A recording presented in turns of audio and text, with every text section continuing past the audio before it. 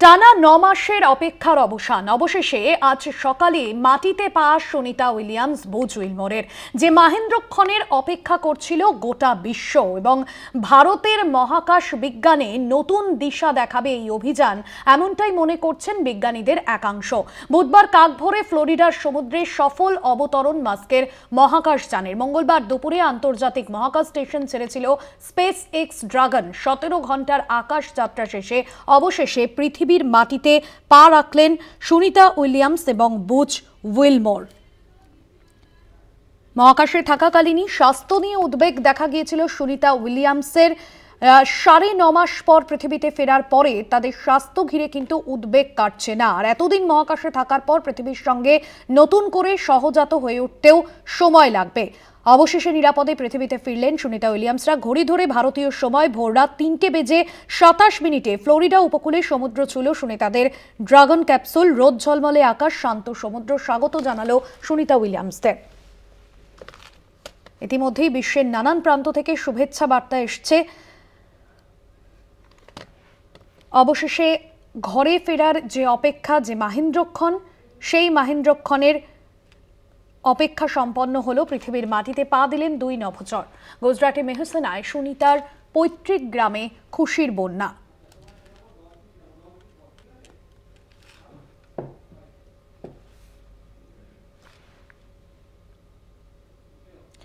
সুনিতাকে উষ্ণ অভ্যর্থনা। পৃথিবীতে সুনিতা বুচকে স্বাগত জানালো এক ঝাঁক ডলফিন।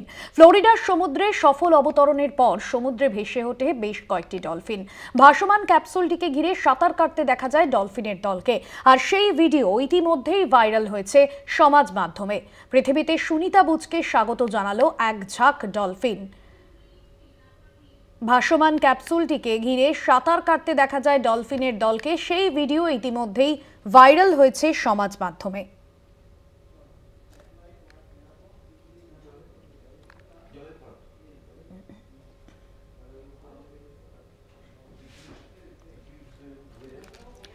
যে ছবি এই মুহূর্তে আপনাদের সামনে তুলে ধরছি, পৃথিবীতে সুনিতা বুচকে স্বাগত জানালো এক ঝাঁক ডলফিন। নীল সমুদ্রের সেই মায়াবী রূপ এবং তারই মাঝে যেন চারপাশ থেকে ডলফিনরা স্বাগত জানাচ্ছে সুনিতাকে।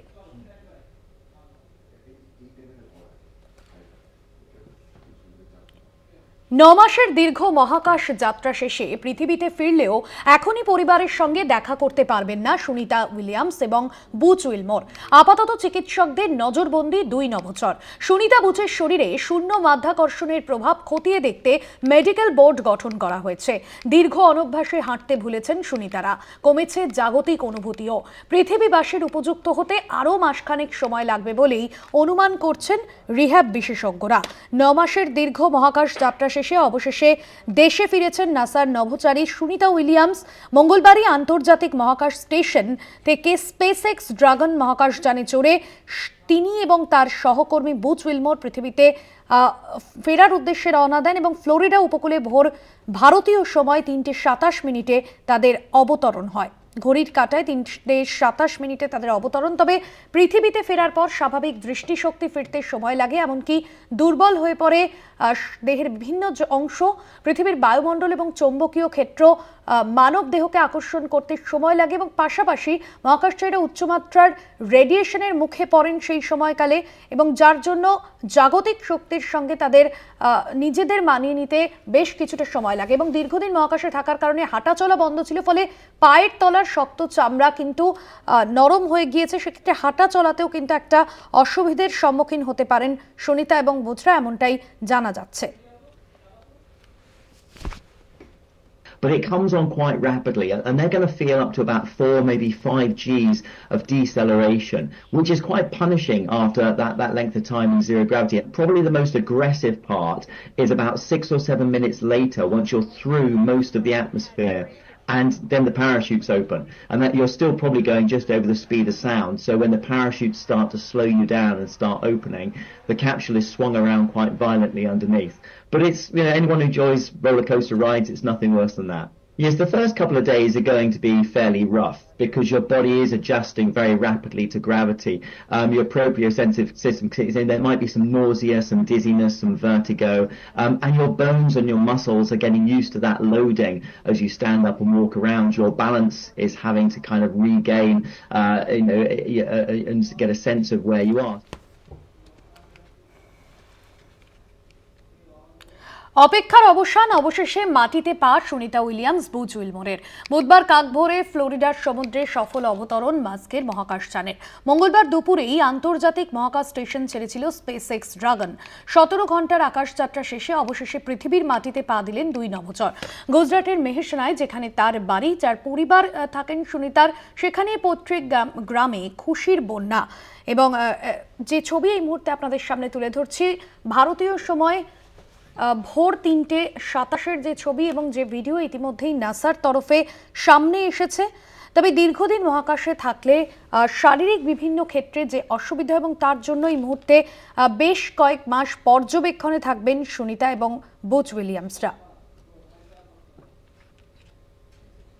मैंने जब यहाँ देखा तो वो बाहर आई, तब हम लोग खुशी से कूद पड़े थे।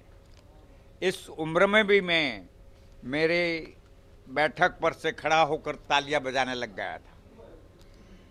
मुझे इतना आनंद हुआ था। कल तक आप लोग हमको मिलते थे, सबके साथ बात करते थे, पर ऐसा लगता था कि कुछ अंदर से कुछ चैन नहीं पड़ता था। और इसमें ऐसा लगता था कुछ खराब हो जाएगा, अच्छा हो जाएगा, खराब हो जाएगा। तो बहुत कल परेशान था मैं। मंदिर में गया, यज्ञ करवाया, गांव में माता जी की आराधना सब लोगों ने करवाई। ये सब बातें आज भगवान ने सुनी और हमारी सुनी को वो वापस लाए। हमें बहुत आनंद है।